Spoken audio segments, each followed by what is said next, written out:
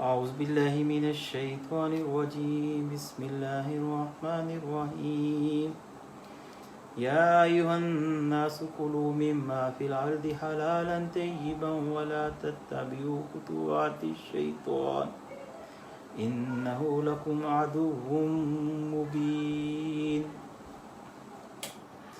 ولا تتبعوا خطوات الشيطان إنه لكم عدو مبين إنما يأمركم بالسوء والفحشاء وأن تقولوا على الله ما لا تعلمون وإذا قيل لهم اتبعوا ما أنزل الله قالوا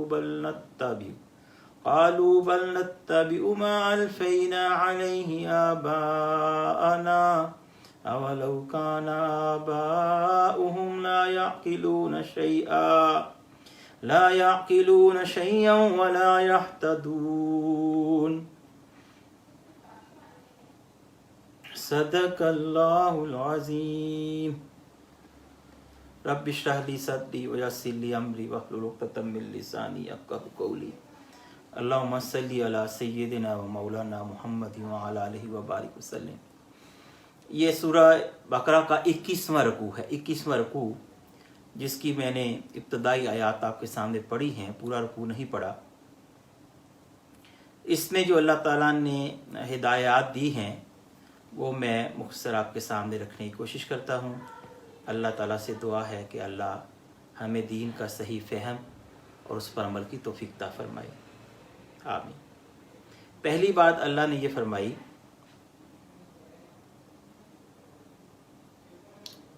کہ اے انسانوں کے زمین میں جو حلال اور طیب چیزیں ہیں انہیں کھاؤ، حلال اور پاکیزہ، حلالاً طیبہ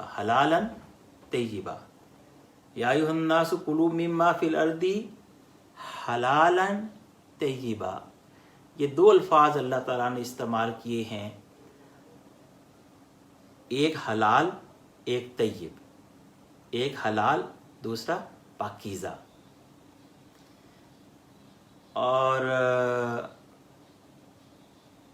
اس سے مراد یہ ہے کہ عین ممکن ہے کہ کوئی جانور حلال ہو لیکن پاکیزہ نہ ہو۔ کیا مطلب ہے اس کا؟ اس کا مطلب یہ ہے کہ مثلا چکن حلال ہے، بکرے کا گوشت حلال ہے، لیکن اگر اس کو حاصل غلط طریقے سے کیا گیا ہے تو وہ پاکیزہ نہیں ہے۔ حلال تو ہے لیکن پاکیزہ نہیں ہے۔ تو جانور کا اور خوراک کا، غذا کا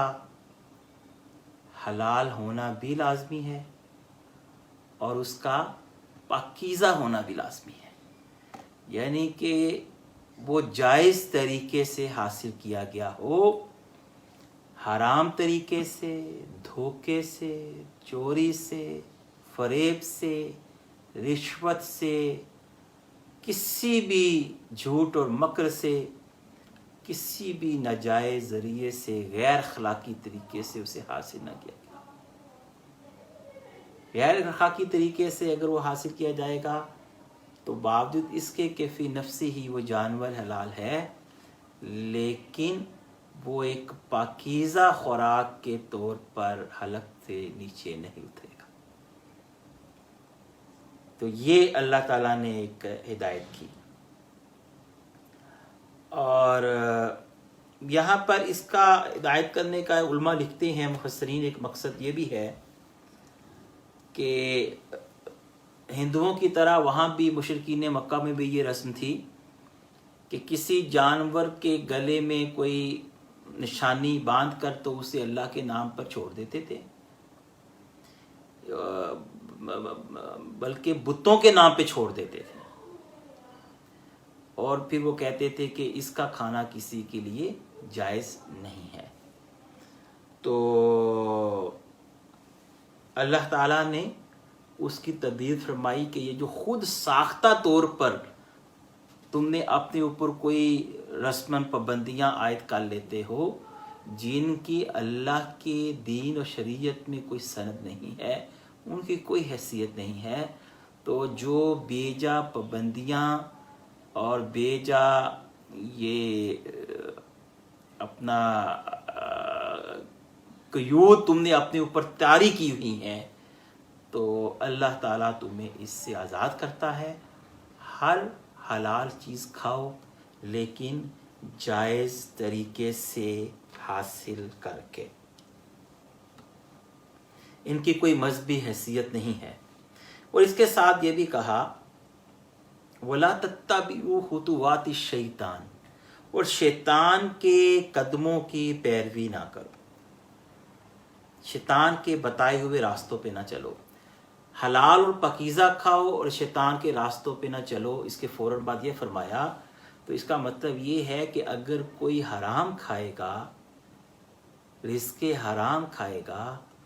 तो वो शैतान के रास्ते की पैरवी करेगा, नंबर 1। और नंबर 2 ये कि जो रिज़्क़े हलाल पे कनात करेगा, इंशाअल्लाह उसे तौफीक मिलेगी कि वो शैतान के रास्ते से इज्तिनाब कर सके। तो रिज़्क़े हराम खाना वो शैतान की पैरवी करने के मुतरादिफ है। फिर कहा वो जो शैतान है वो करता क्या है, इन्नमा यामुरु, पहले तो ये कहा इन्नहु लकुम अदुव्वुम मुबीन, वो तुम्हारा खुला दुश्मन है। यानी कि एक दुश्मन वो होता है जो छुप के वार करता है, एक दुश्मन है जिसने अपनी दुश्मनी का ऐलान किया हुआ है। तो जिसने दुश्मनी का ऐलान किया हुआ है कि मैं आदम अलैहिस्सलाम की ज़ुर्रियत से अपना बदला लूँगा, मैं उन्हें गुमराह करूँगा, मैं इनके दाएं बाएं आऊँगा, आगे पीछे से आऊँगा, इन पे बार बार झपटूँगा, बार बार हमला करूँगा, ठीक है ना, तो वो तो हमला करेगा। तो अगर हम चुकन्ने नहीं होंगे अपने ईमान के बॉर्डर के ऊपर, हम बिल्कुल एक्टिव होके खड़े नहीं होंगे और ज़हनी तौर पे तैयार नहीं होंगे कि जनाब इसकी तरफ से अटैक हो सकता है, तो हम तो धार लिए जाएंगे। तो हमें हर वक्त शैतान की उकसाहटों से होशियार रहना है और अपने रब की परवरदिगार की पनाह का तालिब रहना है कि अल्लाह हमें शैतान के हमलों से बचाए। तो एक तो ये कहा वो तुम्हारा दुश्मन है, फिर कहा वो करता क्या है, कहा इन्नमा यामुरुकुम बिस्सू वल फहशा, वो तुम्हें बदी का हुक्म देता है और तुम्हें फहश कामों का हुक्म देता है। तुम्हें बदी का हुक्म देता है और तुम्हें फहश कामों का हुक्म देता है। बुराई की तरफ जो बुलाता है वो शैतान है, जो फहश कामों की तरफ बुलाते हैं वो शैतान है। आप मुझे बताओ कि अल्लाह ताला की तालीम कितनी आला और कितनी पकीज़ा है कि जो कहती है कि ना बुराई करो, ना किसी के साथ ज़्यादती करो, ना फहश काम करो। तो हर सलीमुल फितरत इंसान की भी यही ख्वाहिश है कि ऐसा मुआशरा हो कि जिसमें कोई किसी के साथ ज़्यादती और बुराई ना करे और ना फहश काम हो। इसको आप इस तरह भी देखें कि कोई साले वालिदैन चाहेंगे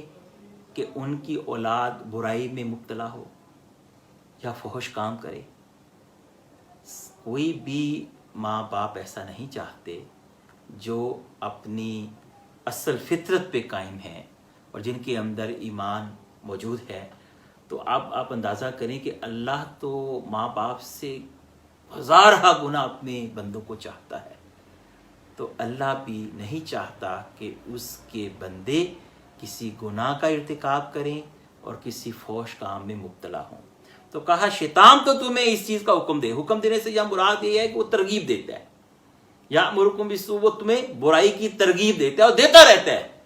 मरते दम तक देता रहेगा, मरते दम तक देता रहेगा। और मैं फिर कहता हूं, मैं पहले भी बयान किया कि 100% शैतान के हमलों से हम नहीं बच सकते, हम कमज़ोर हैं और इंसान से गलती हो जाती है, लेकिन अल्लाह ने तौबा का दर खुला रखा है اور غلطی ہونے کے بعد اس کی فوری اصلاح، یہ ہمارے ایمان کا تقاضا ہے۔ غلطی ہو جائے تو اس کی فوری اصلاح کریں اور چوکنے رہیں۔ اس کے اپنا جو شیطان کے حملے ہیں بار بار اس کا اٹیک کرنا ہے، اس کے مقابلے میں اپنا دفاع کریں، قرآن کے ساتھ تعلق مضبوط کر کے، نماز کے ذریعے اللہ سے تعلق مضبوط کر کے، سیرت کے مطالعے کے ذریعے نبی کریم صلی اللہ علیہ وسلم کی محبت جو ہے اپنے دل میں جاگزی کر کے، اور اپنے ایمان کو اپنا اس کی پرورش کرتے ہوئے اور اللہ سے پناہ طلب کرتے ہوئے، اللہ کے ذکر اور دعا کے ذریعے، یہ ساری چیزیں جو ان کے ذریعے شیطان کا مقابلہ کریں۔ لیکن پھر بھی غلطی ہو جائے، پھر بھی کوتاہی ہو جائے، پھر بھی کبھی پھسل جائیں، اور جیسے ہی پھسلیں ضمیر سے آواز آئے گی، اس پہ لبیک کہیں، فوراً پلٹیں۔ بس یہ راستہ ہے۔ تو شیطان تو باز نہیں آئے گا، تو ہمیں ہوشیار رہنا ہوگا۔ اچھا، اس کے ساتھ اللہ فرماتے ہیں کہ شیطان تجھے بدی و فحاشی کا حکم دیتے ہیں، اور وَأَن تَقُولُوا عَلَى اللَّهِ مَا لَا تَعْلَمُونَ، اور یہ بھی تمہیں وہ سکھاتا ہے، تمہارے دل میں یہ بات ڈالتا ہے کہ تم اللہ کی طرف وہ باتیں منسوب کرو جو اللہ نے نہیں کہی اور جن کا تمہیں علم نہیں ہے۔ تو یہ اس وقت چونکہ جو حالات میں جو تھا اپنا خطاب تھا، وہ تو ایک الگ بات ہے۔ آج کے حالات میں بھی آپ دیکھیں کہ اس سوشل میڈیا میں ہم کتنی ہی باتیں ہیں جس کا ہمیں ریفرنس معلوم نہیں ہوتا اور ان کی حقیقت بھی معلوم نہیں ہوتی، سنی سنائی ہوتی ہے، اور ہم ان کو جناب پرچار ان کا کرتے رہتے ہیں، فارورڈ کرتے رہتے ہیں، اور نہیں جانتے کہ یہ اللہ اور اس کے رسول نے فرمایا بھی ہے کہ نہیں فرمایا۔ تو سنی سنائی کہانیاں اور سنی سنائی باتیں یا سنے سنائی قصے جن کی کوئی سند نہ ہو، ان کو بیان کرنے سے اجتناب کریں۔ اللہ ہمیں اس کی توفیق دے۔ اب اللہ فرماتا ہے کہ اس کے مقابلے میں، یہ سنی سنائی ان باتوں اور کہانیوں کے مقابلے میں، جب ان سے یہ کہا جاتا ہے نا کہ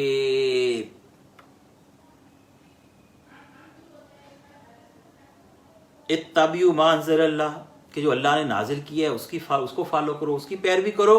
تو وہ کہتے ہیں کہ نہیں ہے، بل نتبع ما الفینا علیہ آباءنا، ہم تو اس طریقے کی پیروی کریں گے جس پر ہم نے اپنے باپ دادا کو پایا ہے۔ پھر قرآن کہتے ہیں اچھا اولو کان آباؤکم لا یعقلون شیئا ولا یہتدون، بھلے ان کے باپ جو تھے وہ حق پر نہ ہوں اور بھلے انہوں نے کوئی عقل کا کام نہ کیا ہو، تب بھی ان کی پیروی کریں گے۔ یہ کہ نہ انہوں نے کوئی عقل سے کام لیا ہو، نہ انہوں نے اللہ کی بتائی ہوئی ہدایت کے راستے پہ ہوں، پھر بھی اپنے ماں باپ کی پیروی کریں گے اور اپنے بڑوں کی اور ان کے رواجوں کی پیروی کریں گے۔ یہ تو بڑی اچھی بات ہے، یہ تو کامن سینس کے خلاف ہے۔ تو اللہ تعالیٰ اس پہ تعجب کا اظہار کرتے ہیں، اور پھر اللہ فرماتے ہیں کہ ان کی مثال تو ایسے ہے کہ جیسے کوئی چرواہا اپنے جانوروں کو پکارتا ہے نا، جانوروں کو پکارتا ہے اور جانور اس کے ہانک پکار کی صدا کے علاوہ کچھ نہیں سنتے ہیں، کچھ بھی نہیں سنتے، یہ کہ گویا وہ بہرے ہیں، گونگے ہیں، اندھے ہیں، اور کوئی بات ان کی سمجھ میں نہیں آتی۔ تو اسی طرح وہ انسان ہے کہ حق بات جب اس کے کان میں پڑے اور دلیل کے ساتھ پڑے، اور وہ عقل اس کی جو انسانوں کی جو فطرت اور عقل ہے جس کے اوپر انسانوں کو اللہ نے بنایا ہے اس کے مطابق ہو، اور اس پہ سند ہو اللہ کی اور رسول کی صلی اللہ علیہ وآلہ وسلم، اس کے باوجود جو اس پہ کان نہیں دھرتے، فقط اس وجہ سے کہ یار یہ تمہارے ماں باپ تو اس طرح نہیں کرتے تھے، تو فرمایا کہ یہ ان جانوروں کی طرح ہے جو گلے کے جانور ہوتے ہیں، وہ جدھر جن کے چرواہا چاہتا ہے ہانکے پکارے بلا سوچے سمجھے، جو ہے نا وہ اندھے بہرے اور گونگوں کی طرح اس کے اوپر چلتے چلے جاتے ہیں اس کی صدا پہ، اور وہ کوئی بات نہیں سمجھتے۔ اسی طرح وہ انسان ہے جو اپنے دین کو سمجھ کے اختیار نہیں کرتے، اس کے لیے سنجیدہ نہیں ہوتے، اس کے لیے فکر مند نہیں ہوتے، اس کے لیے عقل کو استعمال نہیں کرتے، اس کو قرآن و سنت کی کسوٹی کے اوپر پرکھتے نہیں ہیں، اس کو جانچتے نہیں ہیں، اس کی پڑتال نہیں کرتے، اور آنکھیں بند کر کے جناب اندھا دھند، یعنی کہ وہ بغیر کسی سند کے فقط اس وجہ سے کسی چیز کی پیروی کرتی ہیں کہ یہ اوپر سے بڑوں سے چلی آ رہی ہے۔ یہ کوئی سچائی کی دلیل نہیں ہے۔ اس کے بعد اللہ فرماتے ہیں اے ایمان والو، جو رزق ہم نے تم میں دیا ہے، تمہیں دی، اس میں سے پاکیزہ چیزیں کھاؤ اور اللہ کا شکر کرو، ان کنتم ایہ تعبدون۔ پاکیزہ کھاؤ، اللہ کا شکر کرو اگر تم واقعی اللہ کی بندگی کرنے والے ہو، اگر تم ان کنتم ایہ تعبدون، اگر تم اللہ کی بندگی کرنے والے ہو، واقعی اللہ کے بندے ہو، تو پاکیزہ کھاؤ اور اللہ کا شکر کرو۔ اللہ ہمیں پاکیزہ کھانے کی اور اپنا شکر کرنے کی توفیق عطا فرمائے۔ اس کے بعد اللہ نے فرمایا کہ 4 چیزیں یہاں ایسی ہیں جو اللہ تعالیٰ نے یہاں اس سیاق میں حرام قرار دی ہیں، جس میں ایک مردار ہے، ایک خون ہے، ایک سور کا گوشت ہے، اور ایک وہ کھانا، وہ ذبیحہ جس پر غیر اللہ کا نام لیا جائے، اللہ کے سوا کسی اور کے نام پر ذبح کیا جائے۔ اور علماء نے، مفسرین میں لکھا ہے کہ جو کسی کے آستانے پہ ذبح کیا جائے، اور اس کے اندر بھی ایک طرح سے یہ نیت ہوتی ہے کہ ہم ان بزرگوں کا جو ہے ان کی قربت چاہتے ہیں، تو وہ بھی اسی ذیل میں آئے گا، اور وہ بھی حرام ہے۔ اس سے بھی بندہ مومن کو اجتناب کرنا چاہیے۔ اب اللہ نے کہا کہ یہ جو چیزیں حرام قرار دی ہیں یہاں پہ، مجبوری کی حالت میں آپ انہیں لے سکتے ہیں۔ مجبوری کی حالت کیا ہے کہ جان پہ بنی ہو اور جان نکل رہی ہو، اضطراری کیفیت میں بقدر ضرورت، بغیر دل کی رغبت کے بلکہ کراہت کے ساتھ کہ یہ حرام چیز ہے، آپ بوجہ مجبوری اسے جان بچانے کے لیے جتنی ضرورت ہے اتنا لے سکتے ہیں، اگر ایسے کبھی حالات میں آپ گرفتار ہو جائیں، اس کے علاوہ نہیں۔ اور اس کے بعد پھر اللہ نے فرمایا کہ جو لوگ ان احکام کو چھپاتے ہیں جو اللہ نے اپنی کتاب میں نازل کیے ہیں، اور تھوڑے سے دنیوی فائدوں کی انہیں بھیڑ چڑھاتے ہیں، ٹھیک ہے، اور ان کے ذریعے دنیا حاصل کرتے ہیں، تھوڑے سے دنیا کے فائدے کے لیے انہیں بیچتے ہیں، تو وہ اپنے پیٹ جہنم کی آگ سے بھر رہے ہیں، اور قیامت کے دن اللہ نہ انہیں پاک کرے گا، نہ ان سے کلام کرے گا، ان کے لیے دردناک عذاب ہے۔ یہی وہ لوگ ہیں جنہوں نے ہدایت کے بدلے گمراہی خریدی، اور مغفرت کے بدلے عذاب جنہوں نے حاصل کیا۔ کیسا عجیب ہے ان کا حوصلہ کہ جہنم برداشت کرنے کے لیے تیار ہے۔ تو یہ آج کی آیات ہیں، اور اللہ تعالیٰ سے دعا ہے کہ اللہ تعالیٰ ہمیں رزق حلال کی توفیق عطا فرمائے، پاکیزہ رزق کی توفیق عطا فرمائے، ہمیں اپنی عقل کو استعمال کرنے کی اور دین و شریعت کو اپنا وہ اس دین و شریعت کو جو اللہ کی سند کے ساتھ ہے، جو نبی کریم صلی اللہ علیہ وسلم یا رسالت کے ادارے کے ذریعے ملی ہے، اسے فالو کرنے کی توفیق عطا فرمائے، اور اپنے آباء و اجداد اور اپنی برادریوں اور قوموں کے بے جا اور غیر دینی رسوم سے آزاد ہونے کی توفیق عطا فرمائے۔ اور اگرچہ بہت مشکل کام ہے، لیکن ایمان ہو تو مشکل نہیں۔ آج کا یہ درس ختم ہوتا ہے۔ اللہ تعالیٰ مجھے اور آپ کو اس پہ عمل کی توفیق عطا فرمائے۔ وما علینا الا البلاغ المبین۔